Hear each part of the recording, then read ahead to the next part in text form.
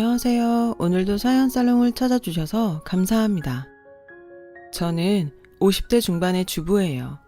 많이 배우지 못한 탓에 글솜씨가 부족하겠지만 꼭 들려드리고 싶은 이야기가 있어서 이렇게 사연을 보내게 되었어요. 돌아보면 우여곡절이 많은 삶이었어요. 저는 깊은 산골 가난한 초가집에서 태어났어요. 가족이라고는 친할머니와 홀어머니 딱 두 분이었죠. 제 위로 오빠가 하나 있었지만 미처 엄마 젖을 떼기도 전에 세상을 떠났다고 하더군요. 그 시절에는 흔한 일이었죠. 아버지께서는 군인이셨다고 했어요. 저는 아버지의 얼굴도 기억 못해요. 제가 아장아장 걷던 시절 가난한 집안을 일으켜 세우기 위해 자원에서 월남전에 파병됐다가 결국 돌아오지 못하셨다는 이야기를 듣고 자랐을 뿐이니까요. 친할머니께서는 저의 어머니를 무진장 구박하셨어요. 남편 잡아먹으련, 내 아들 잡아먹으련! 이라고 하면서요. 남편 일은 과부의 서름이었죠. 그래서 어머니께서는 어린 저에게 늘 이렇게 말씀하시곤 하셨어요. 너는 절대 엄마 팔자 담지 마라. 명 긴 남편 만나서 아들 10대 순풍순풍 낳고 살아야 한다. 그때까지만 해도 엄마와 같은 그 팔자를 제가 물려받게 되리라고는 상상도 못했어요. 물론 그 당시에는 팔자라는 말이 무슨 뜻인지도 몰랐지만요. 저는 동네 친구들과 함께 국민학교를 졸업했어요. 하지만 동네 친구들이 중학교 진학을 위해 외지로 떠나는 걸 그저 배웅하는 걸로 만족해야 했어요. 친할머니께서 딸 자식은 살림미천이지 가르치는 것이 아니라고 우기셨으니까요. 요즘 같으면 말도 안 되는 소리라고 하겠지만 당시만 하더라도 어른들의 흔한 사고방식이었죠. 반면에 저희 엄마는 저를 대학까지 보내고 싶어 하셨지만 친할머니의 매서운 시집살이에 무력할 뿐이었죠. 그렇게 저는 책가방 대신 호미를 챙겨 논일과 밭일을 배워야 했어요. 그러던 어느 날 엄마가 갑작스레 한 많은 삶을 마감하게 되셨어요. 친할머니께서는 하나 있는 며느리에게 결핵주사 한번 맞춰주지 않은 자신을 원망하며 골병을 앓으셨죠. 그리고 얼마 뒤 엄마를 따라가셨어요. 돌봐줄 사람도 없던 저는 먹고 살 방법을 해결하기 위해 친척 어르신의 소개로 서울에 있는 미신 공장으로 가게 되었어요. 시골에서만 살아온 제 눈에 비친 서울은 신기하고 놀라운 것들 투성이었어요. 하지만 힘든 공장 생활에 저는 금세 지쳐버렸죠. 그럼에도 안 굶고 사는 게 어디냐 생각하며 열심히 버텼어요. 그러는 사이 강산이 몇 번 바뀌었고 저는 저를 좋게 봐주셨던 당시 사장님의 중매로 어느 명망 있는 가문의 자제라는 남자와 결혼을 하게 되었어요. 하지만 부푼 기대를 안고 시댁에 간 순간 저는 당황하고 말았어요. 명망 있는 가문이라기에 사는 형편도 괜찮을 거라 생각했는데 막상 와보니 가세가 기운 형편없는 집안 꼴에 기가 막혀서 말도 안 나오더라고요. 다행히 남편은 참 좋은 사람이었어요. 어려운 형편 속에서도 시할머니와 시부모님의 뜻에 따라 대학까지 나온 재원이었고 인격적으로도 훌륭한 사람이었거든요. 시어머님께서는 조선시대 양반집 마님처럼 엄격한 분이셨어요. 그래서 만만치 않은 시집살이였지만 그래도 나름 행복한 날들이었습니다. 집안일은 어릴 적부터 늘상 도맡아 해왔기 때문에 익숙했고 시할머니께서 든든한 방패막이가 되어주신 덕이죠. 이따금씩 모진 시집살이에 지칠 때나 얼음장 같은 물에 빨래를 하다 눈시울이 붉어질 때면 저는 시어머니 몰래 시할머니를 찾아가 응석을 부렸어요. 그러면 시할머니는 당신 몫으로 챙겨둔 사탕을 제 입에 넣어주시곤 하셨죠. 마치 손녀딸 대하듯 말이에요. 얼마 뒤 저는 쌍둥이 아들을 낳았어요. 하나도 아니고 한 번에 둘이나 아들을 얻게 되니 세상을 다 가진 것 같았어요. 하지만 그 행복은 그리 오래가지 않았죠. 아이들이 100일도 되기 전 남편이 세상을 떠났거든요. 사고였어요. 건축 현장에 안전검사를 나갔던 남편이 크레인에 깔려 사고를 당했고 제가 병원으로 달려갔을 땐 이미 싸늘한 주검이 되어 있었죠. 하늘이 무너지는 것 같았어요. 무슨 정신으로 장례를 치렀는지 기억도 안 날 정도였죠. 하지만 슬픔에 빠져 있을 수는 없었어요. 저에게는 층층 시야에 100일도 안 된 두 아이가 있었으니까요. 살아야 했어요. 그래서 슬퍼할 새가 없었죠. 남들은 이런 저를 독한 년이라고 했지만 내 새끼를 지키기 위해서는 이보다 더한 일도 할 수 있었어요. 엄마니까요. 두 아이는 지 아빠를 닮아서 영특했어요. 학원 하나 변변히 보내주지 못했지만 성적은 늘 상위권이었어요. 서울대 합격은 따놓은 당상이라는 말을 늘 듣고 살 정도였죠. 아이들이 고등학교에 가자 시어머니도 저를 존중해 주시기 시작했어요. 집안 살림에서 한 걸음 물러나셨고 전처럼 잔소리를 하지도 않으셨어요. 그리고 이건 나중에 듣게 된 건데요. 시어머니의 변한 모습은 시할머니의 충고 때문이라고 했어요.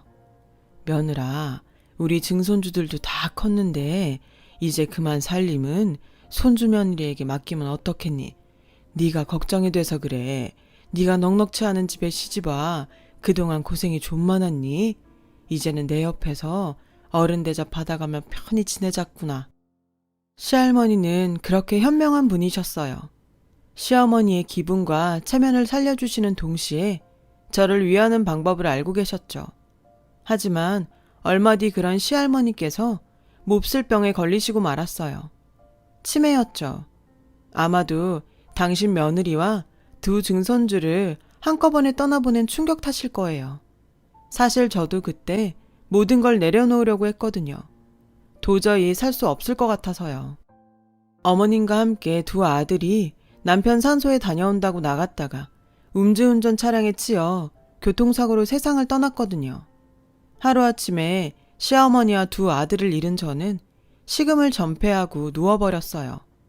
그때는 솔직히 나 사는 게 힘들어서 시할머니의 아픔은 생각 못했어요. 그런데 저만큼이나 시할머니의 충격도 컸던 모양이에요. 며느리와 증손주 둘을 잃었으니까요. 이유야 어찌 되었건 간에 하늘 아래 식구라고는 시할머니와 저 이렇게 단 둘이만 남게 되었어요. 저는 49제 때 사랑하는 가족들을 멀리 떠나보내며 약속했어요. 시할머니께 많은 사랑을 받은 만큼 평생 곁에서 보살피며 살겠다고요.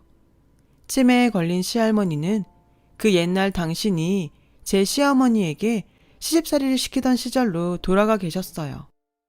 이년아, 빨래는 방망이로 두드려야 고르게 펴진다고 몇 번을 말했냐?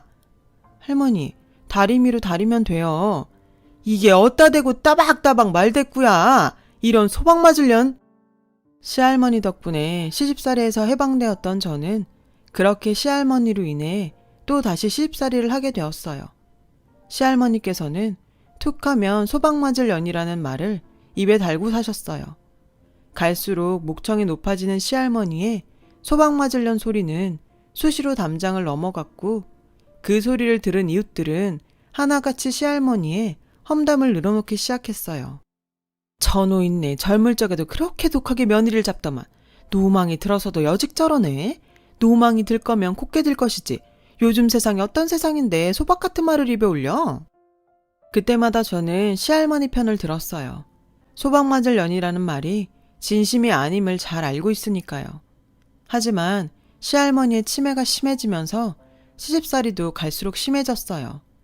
저희 살림 솜씨가 어디가 그렇게 못마땅하셨는지 사사건건 트집을 잡으셨고 궁색 갈 정도로 절약을 강요하셨어요. 밥상에 올라올 수 있는 건 맑은 국에 간장, 잡곡밥과 김장김치가 다였어요. 그나마도 잡곡밥을 그릇에 수북하게 담으면 어김없이 불효령이 떨어졌어요. 아주 집안 살림 들어먹을 년이구나. 이런 년은 소박 맞고 시집에 쫓겨나봐야 정신을 차리지. 나가라 이년, 나가! 심지어 시할머니께서는 종종 싱크대에 떠다니는 밥풀떼기까지 주워 드시고는 하셨어요. 하지만 그때까지만 해도 저는 시할머니를 이해하려고 노력했어요. 아니, 이해 비슷하게는 할 수 있었어요. 남편과 시어머니한테 들은 시할머니의 젊을 적 얘기를 기억하고 있었으니까요. 시할머니께선 소금 장수도 울고 갈 만큼 짠순이었다고 했어요. 앉은 자리에 풀도 안 날 위인이라는 지탄을 받으면서도 그렇게 아껴가며 살림을 해냈다고 들었어요. 시할머니께서 그렇게 된 건 시할아버지 때문이라고 하더군요. 동네 땅 절반이 문중 소유였고 머슴깨나 부리던 집안이 시할아버지가 도박에 빠지는 바람에 몰락했거든요. 할머니께서는 그런 어려운 상황에도 꿋꿋하게 자식들을 키워내셨고 도박 빚까지 모두 갚으셨대요. 저는 그런 시할머니가 무척이나 존경스러웠어요. 일찍이 세상을 떠난 친정어머니의 모습과 겹쳐 보이기도 했거든요. 집안을 일으켜 세우기 위해 월남전에 참전하셨다가 다시 돌아오지 못했던 친정아버지도 떠올랐고요. 다시 젊은 시절로 돌아가신 시할머니는 돈이란 돈은 죄다 어딘가에 숨겨놓곤 하셨어요. 그런 할머니를 이해한다고 했지만 이해한다고 해서 힘들지 않은 건 절대 아니었죠. 빠듯한 살림살이에 시할머니의 절약 강요까지 저를 지치게 만들었거든요. 시할머니께서 꽁꽁 숨겨둔 돈을 찾고 있노라면 내가 지금 뭐하는 짓인가 싶기도 했어요. 제가 지쳐가는 만큼 할머니의 치매도 점점 심해져 갔어요. 언젠가부터는 저를 미행까지 하더군요. 제가 다른 사람과 이야기라도 나누면 다가와 도끼 눈을 하고 물으셨어요. 왜? 니들이 짜고 돈 들고 도망가려고? 어림없다 이년아. 늙음하게 독한 시집살이를 겪게 된 것도 모자라서 이웃과 수다 떠는 것도 눈치를 봐야 하니 한없이 서운했어요. 시할머니께 그런 서운한 마음을 숱하게 털어놓았지만 변하는 건 없었죠. 할머니의 치매가 심해져만 가던 어느 날이었어요. 저는 할머니가 곤히 잠드신 틈을 타 집안 청소를 후딱 끝내놓으려고 했어요. 괜히 깨시면 잔소리를 늘어놓으실까 걱정돼 조심조심 방바닥을 닦고 있었죠. 그때 마침 할머니께서 잠에서 깨셔선 방바닥을 닦는 저를 보시고는 벼락처럼 호통을 치시더라고요. 그리고는 저에게 회초리질을 하셨어요. 저를 도둑년 취급하며 모질게 매질을 하시는데 더 이상은 못 참겠다는 생각이 들더라고요. 살갗이 터져서 피가 나는데도 매질은 멈추지 않았어요. 참다 못해 저는 할머니 손을 잡았어요. 그리고는 힘으로 제압하며 회초리로 시할머니를 한 대 쳤어요. 아프시죠? 맞는 저도 아파요. 저 더 이상은 못하겠어요. 못하겠다고요. 그때 저는 현실을 깨달았어요. 치매는 감당할 수 있는 병이 아니란 걸요. 결국 전 시할머니를 요양원에 모시기로 마음먹었고 이웃에 사는 재성엄마한테 조언을 구했어요. 그지 큰딸이 요양원에서 일했거든요. 재성엄마 도움을 받아 저는 눈물을 머금은 채 시할머니를 요양원으로 모실 준비를 시작했어요. 제가 많이 배우지 못한 탓일까요? 서류에 절차가 뭐 그리 복잡하던지 시간이 꽤 걸리더라고요. 솔직히 말하자면 결심하고 준비하는 와중에도 갈등이 되었어요. 꼭 죄짓는 기분이었거든요. 고민하던 저는 시할머니를 모시고 여행을 떠났어요. 제가 어릴 적 자랐던 산골짜기로요. 그곳에는 아파트 단지가 들어섰더군요. 이미 변해버린 그곳에 앉아 저는 제 어린 시절 얘기를 들려드렸어요.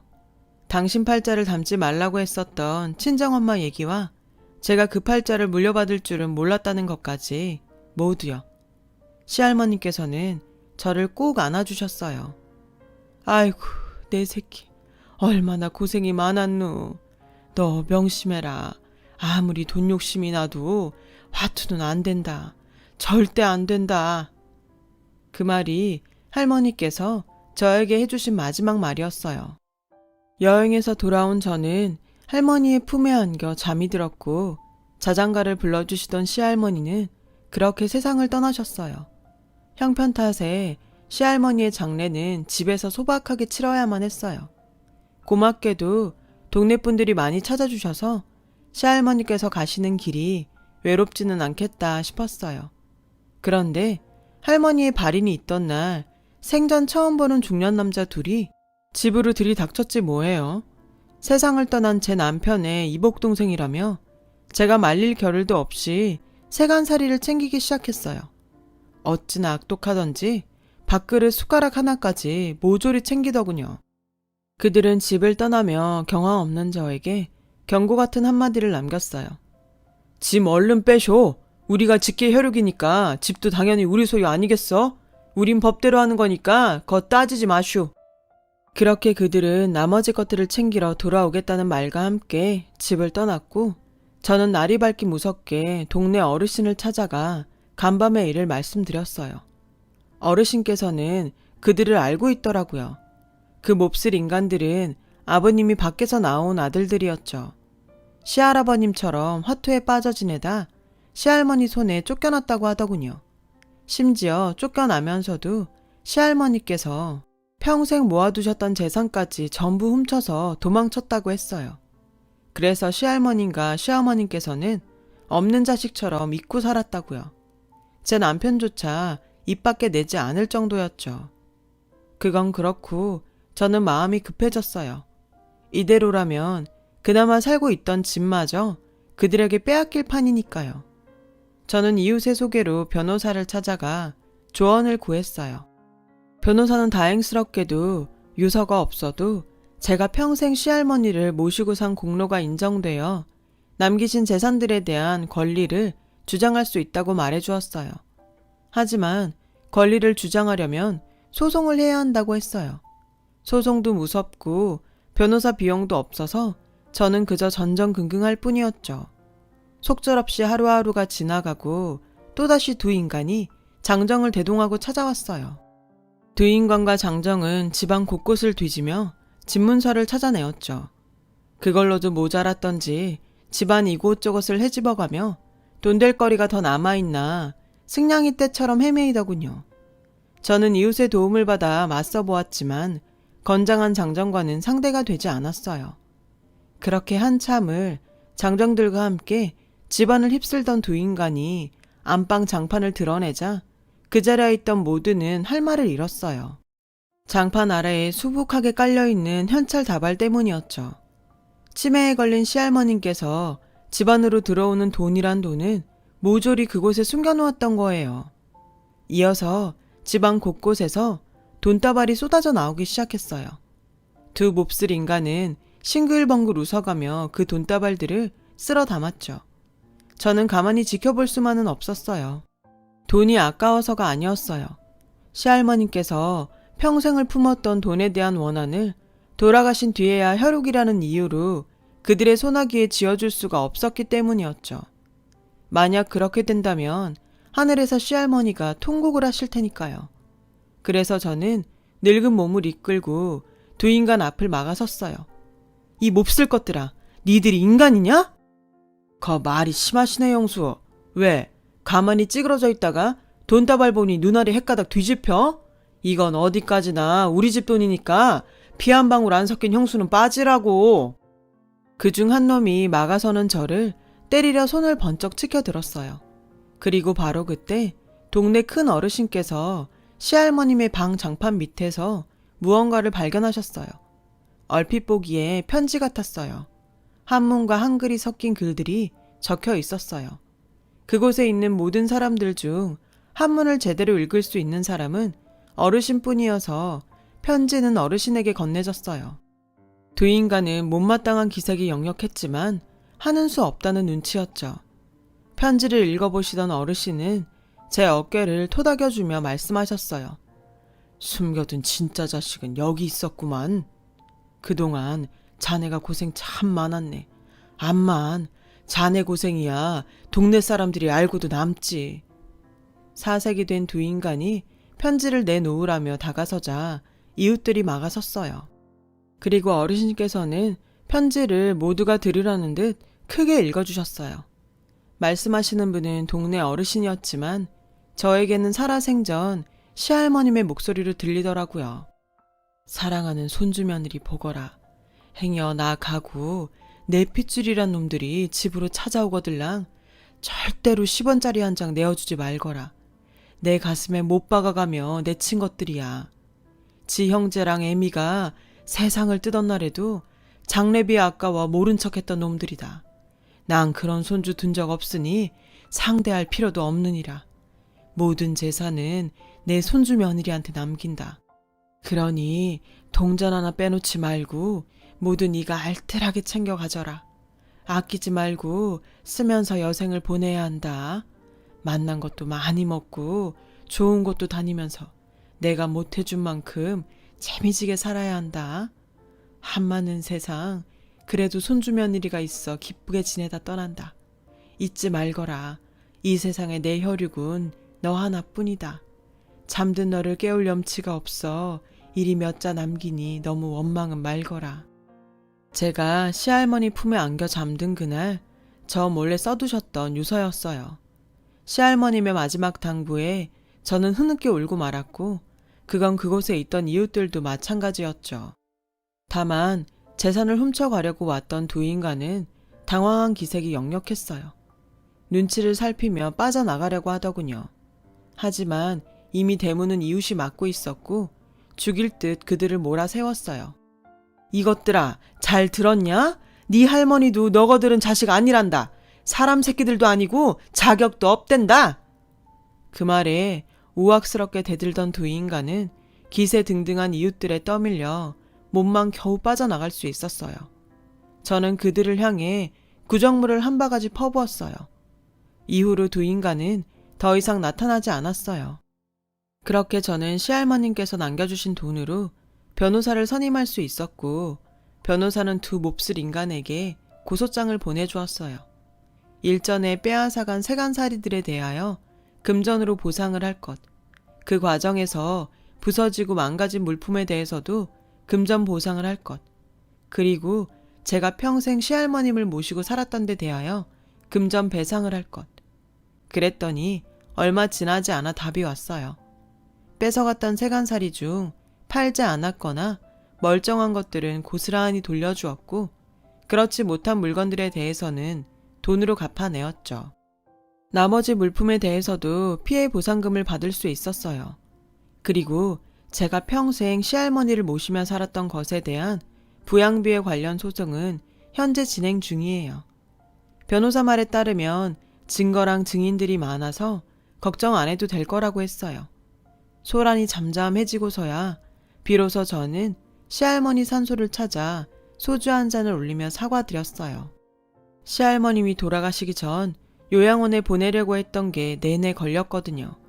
그런 마음을 가져놓고 아무 일 없던 것처럼 시할머니의 유산을 받을 순 없으니까요.